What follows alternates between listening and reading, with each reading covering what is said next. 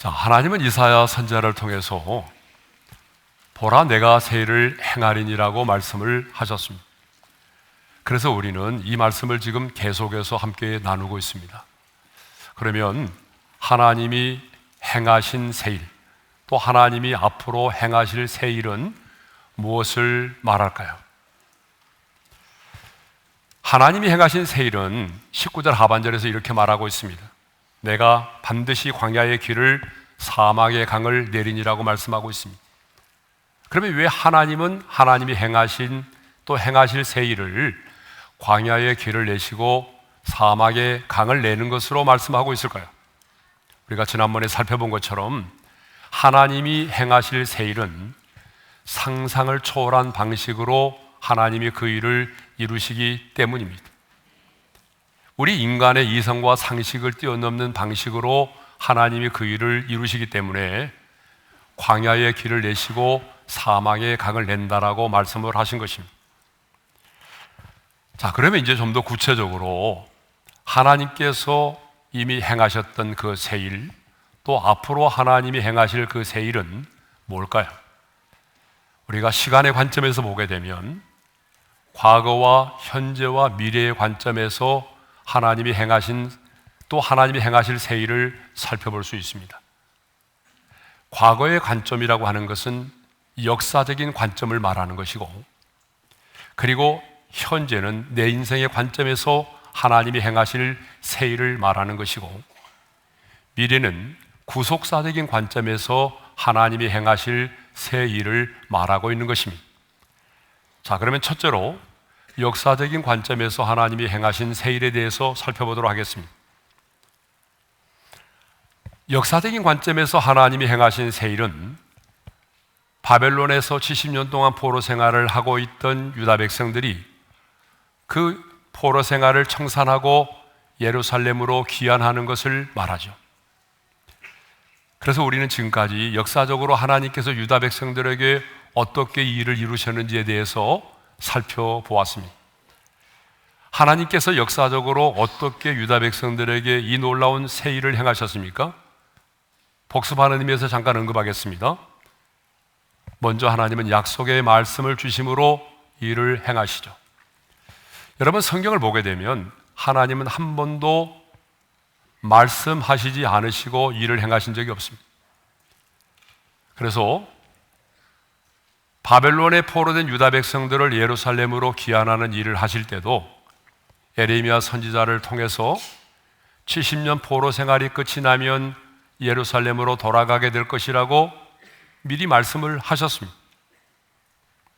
그런데 하나님은 전능하신 분이지만 언제나 사람을 통해서 일을 행하신다는 사실이죠. 그래서 하나님은요, 고레스가 태어나기 150년 전부터 그의 이름을 언급하시고 그 고레스를 통해서 하나님께서 이 놀라운 일을 이루실 것을 말씀하셨습니다. 좀 더 구체적으로 말씀드리면 이 고레스라고 하는 사람에 의해서 피 흘리지 않고 전쟁을 하지 않고도 바벨론 제국이 무너질 것이라고 말씀하셨어요. 그런데 실제로 무혈입성을 통해서 바벨론 제국이 페르시아의 왕인 고레스에 의해서 무너졌습니다. 그리고 고레스는요, 바벨론 제국을 정복한 이후에 칙령을 내렸어요. 그래서 포로된 유다 백성들로 하여금 예루살렘으로 돌아갈 것을 명하였습니다. 돌아가는 정도가 아니라 돌아가서 이스라엘의 하나님 여호와를 위하여 성전을 건축할 것을 명하였습니다. 여러분, 정말 상상할 수 없는 일이 일어났습니다. 있을 수 없는 일이 일어난 거죠. 그런데 이 상상을 초월한 일을 누가 이루셨습니까? 누가 이 광야에 길을 내고 사막에 강을 내셨습니까? 누가 바벨론 제국을 무너뜨리고 포로된 유다 백성들을 예루살렘으로 돌아가게 하여 성전 건축을 하게 했습니까? 하나님이 하셨습니다. 여러분, 아멘이죠? 하나님이 하셨습니다. 그래서 하나님은요, 이 일을 누가 행하였느냐, 누가 이루었느냐라고 물으신 다음에 하나님 스스로 이렇게 대답을 하십니다. 나 여호와라. 전능하신 하나님, 역사의 주관자가 되시는 하나님께서 고레스를 택하여 세우시고 상상할 수 없는 이 놀라운 새 일을 이루셨습니다. 이제 두 번째로 내 인생의 관점에서 하나님이 행하실 새 일에 대해서 생각해 보도록 하겠습니다. 하나님은요, 과거 이스라엘의 역사 속에서만 새 일을 행하시는 분이 아니십니다. 살아 역사하시는 하나님은 지금 우리의 인생길에서도 광야에 길을 내시고 사막에 강을 내시는 분이십니다. 여러분, 성경을 보게 되면 우시아라고 하는 왕이 나옵니다. 16살의 어린 나이에 아버지 아마시아를 대신하여 왕이 되었어요. 굉장히 혼란스러운 때에 왕이 되었지만 여호와 앞에서 정직하게 행하였고, 그리고 여호와 하나님을 찾았습니다. 근데 성경이 보게 되면 하나님이 그를 도우사 형통케 하심으로 기이한 도우심을 얻어 강성하여졌다라고 말씀하고 있어요. 역대하 26장 15절의 말씀입니다. 다 같이요. 기이한 도우심을 얻어 강성하여 짐이었더라. 우리 한번 따라서 합시다. 기이한 도우심. 하나님의 도우심을 그냥 도움이라고 말하지 않고 아주 기이한 도우심이라고 말하고 있어요. 여러분, 기이한 도우심이라고 하는 게 뭘까요? 특별한 하나님의 도우심을 말하죠. 상식적으로 이해가 되지 않는 그런 특별한 도움을 기이한 도우심이라고 말하는 겁니다. 우시아는 어린 나이에, 그리고 굉장히 혼란스러운 때에 왕이 되었음에도 불구하고 하나님의 그 특별한 도우심, 기이한 도우심으로 블레셋과의 싸움에서 승리하였고, 암몬을 비롯한 주변의 나라들이 조공을 바치는 일까지 생겨나게 되었던 것입니다. 정말 하나님께서 그의 인생길에 광야의 길을 내시고 사막에 강을 내신 것입니다. 하나님은 우리가 앞서 살펴본 것처럼 홍해를 건넌 사건을 이렇게 말씀하고 있어요. 자, 우리 16절의 말씀을 함께 읽겠습니다. 다 같이요. 나 여호와가 이같이 말하노라. 바다 가운데 길을 큰 물 가운데 지름길을 내고. 그런데 여기 사용된 내고라고 하는 말이 있죠. 이 말이 분사형입니다. 이 말은 무슨 말인가 하면 홍해를 가르시고 바다 가운데 길을 내시는 그 놀라운 기적의 사건이 과거의 단 한 번의 사건으로 끝나는 것이 아니라 앞으로도 계속하여 일어날 것임을 말씀하고 있는 것입니다. 그렇습니다, 여러분.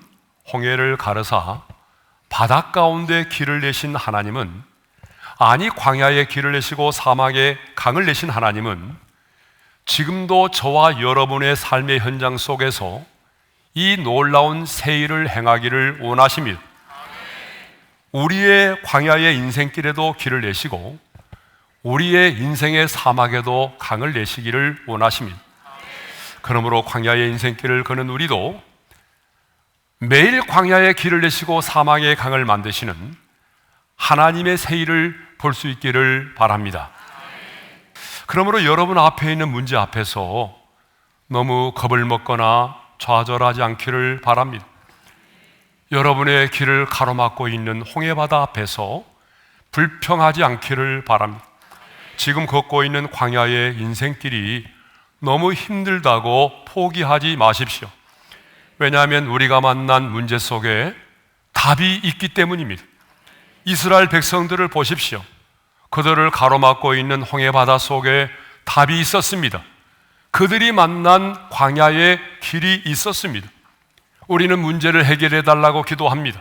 문제를 피할 수 있게 해달라고 기도합니다. 그런데 하나님은 도리어 그 문제 앞으로 우리를 인도하실 때가 더 많습니다. 아니, 문제 속으로 우리를 몰아가십니다. 문제 속으로 믿음의 첫걸음을 내딛게 하십니다. 여러분, 이스라엘 백성들을 보십시오. 이스라엘 백성들을 저 홍해바다 앞으로 인도하신 분이 누구십니까? 하나님이십니다. 이스라엘 백성들이 선택하여 홍해바다 앞으로 간 게 아니에요. 하나님이 홍해로 이끄셨습니다. 이스라엘 백성들은 자신들의 앞길을 가로막고 있는 홍해가 죽음의 바다라고 생각을 했습니다.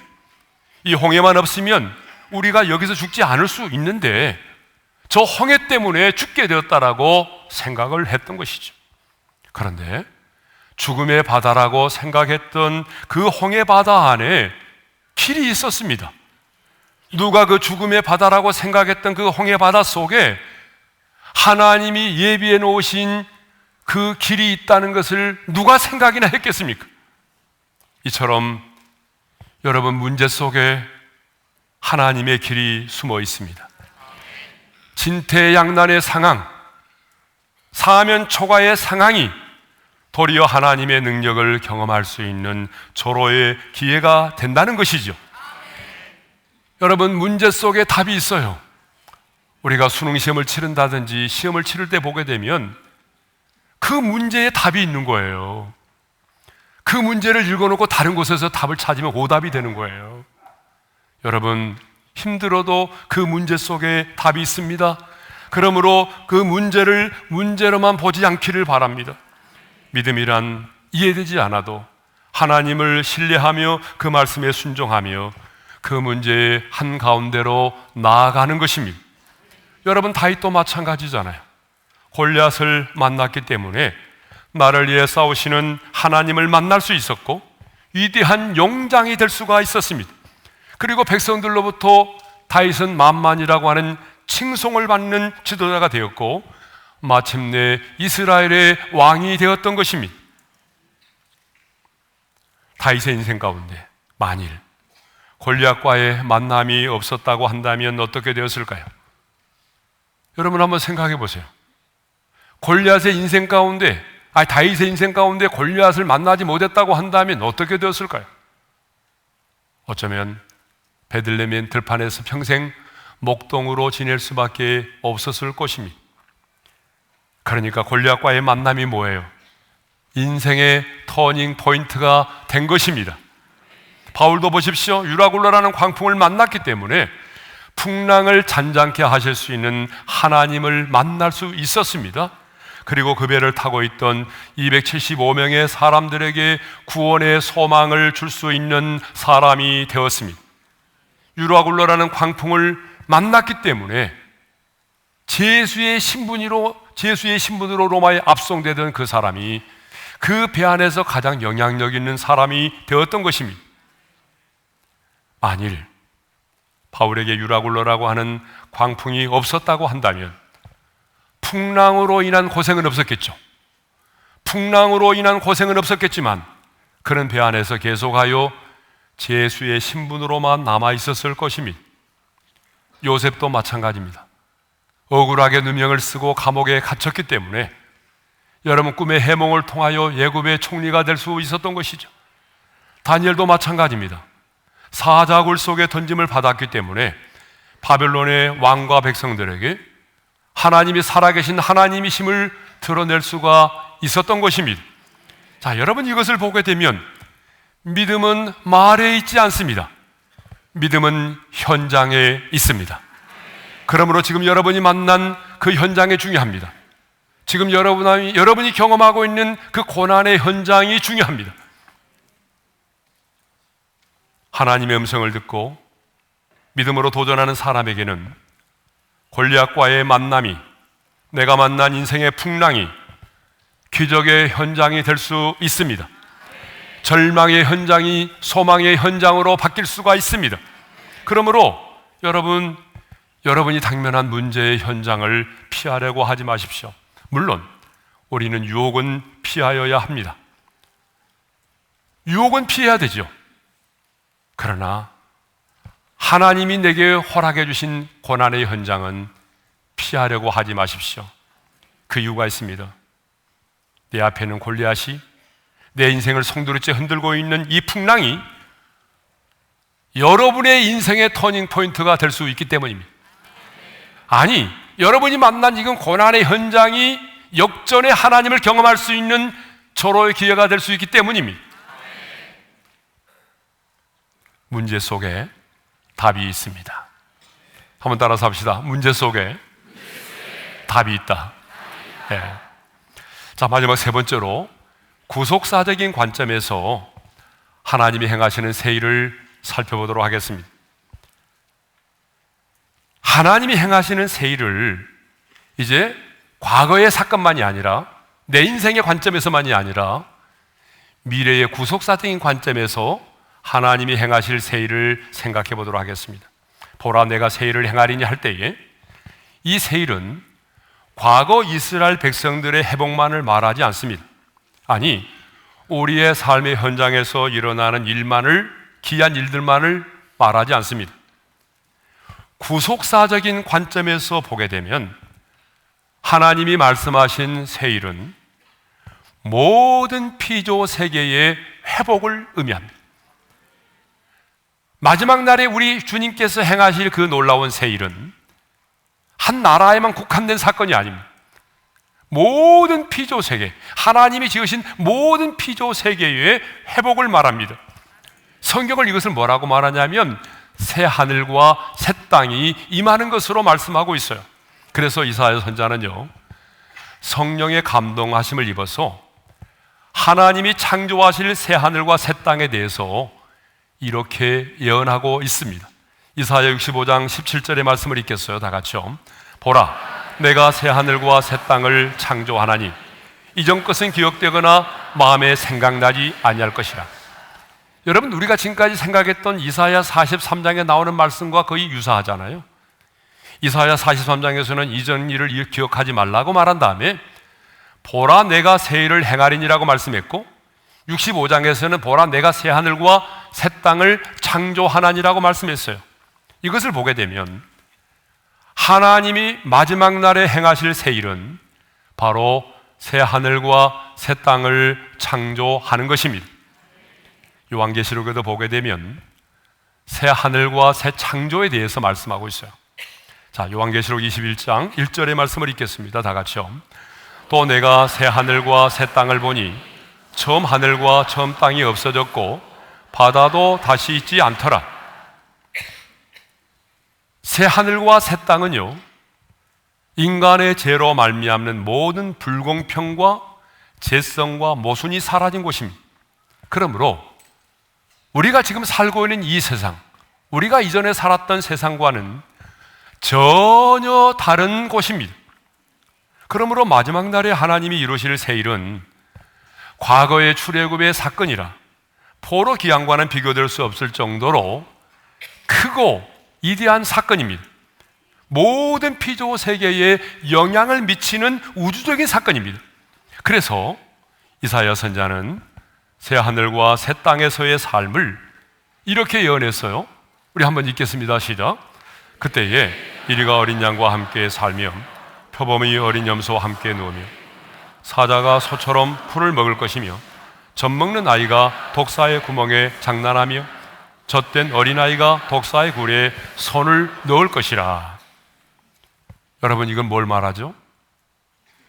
새 하늘과 새 땅이 임하면, 하나님이 마지막 날에 이루실 그 새 일을 행하시면 모든 피조물이 원래의 창조의 질서대로 돌아간다는 것입니다. 원래의 창조의 질서가 뭐예요? 독사가 어린아이의 손을 무는 건 아니거든요. 그러니까 원래 하나님이 우리 인간을 창조하신 그 원래의 질서대로 돌아가게 된다는 거예요. 그래서 우리가 어릴 때 이 찬양을 참 많이 불렀어요. 사막에 샘이 넘쳐 흐르리라, 사막에 꽃이 피어 향내 내리라, 주님이 다스릴 그 나라가 되면은 사막이 낙원되리라. 거기까지만 하겠습니다. 요한계시록 또 계시록 21장 2절을 보게 되면 그 새하늘과 새 땅 그곳은요, 신부가 신랑을 위하여 단장한 것처럼 아름다운 곳이라고 말해요. 3절과 4절을 보게 되면 하나님이 친히 그들과 함께 계셔서 모든 눈물을 닦아주시고 사망이나 곡하는 것이나 아픈 것이 다시 있지 않다라고 말합니다. 그 이유가 뭐죠? 온전한 하나님의 나라가 임하기 때문에 그래요.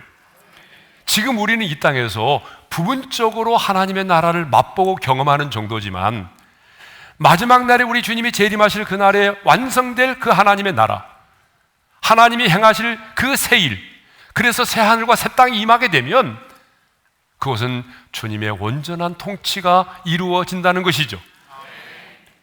그러므로 새하늘과 새 땅은 벌레도 죽지 않고 한 방울의 물도 없는 꺼지지 않은 불꽃덩이 지옥과는 너무나 대조적인 곳입니다.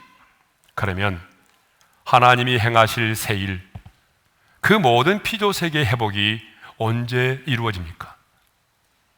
구속사적으로 마지막 날에 하나님이 행하실 그 새 일은 언제 이루어집니까?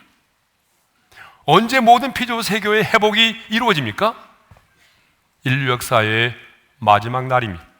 예수님이 재림하심으로 이루어집니다. 예수님이 재림하시는 그 마지막 날에 새 하늘과 새 땅이 임합니다.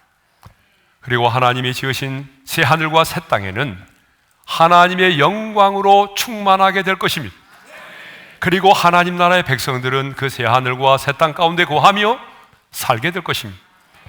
그리고 악한 자들에게는 의로우신 하나님의 심판이 임하게 될 것입니다. 그러면 누가 모든 피조세계가 회복되는 이 새 일을 이루십니까? 하나님이십니다. 그래서 하나님은 우리더러 하나님의 자녀된 너희가 새 일을 이루라고 말씀하지 않으시고 하나님 자신이 새 일을 이루시겠다라고 말씀하시죠. 보라, 내가 새 일을 행하리니. 누가 이 새 일을 행하시겠다고 말씀하십니까? 여러분, 하나님만이 새 일을 행하실 수 있습니다. 우리 피조물인 우리는 죽었다 깨어나도 이 새 일을 행할 수가 없어요. 하나님은 새 일을 행하시는 분이십니다. 하나님만이 우리의 인생의 광야의 길을 내시고 사막의 강을 만드시는 분이십니다. 그런데 하나님은 과거의 역사 속에서만 새 일을 행하시는 분이 아니십니다. 그리고 마지막 날 우리 주님이 재림하시는 그때에만 새 일을 행하시는 분이 아니십니다. 살아계신 하나님은 지금 오늘 우리의 삶의 현장 속에서 새 일을 행하기를 원하십니다. 그래서 오늘 저와 여러분에게 말씀하십니다. 보라, 내가 새 일을 행하리니. 하나님이 행하실 새 일을 보라는 것입니다.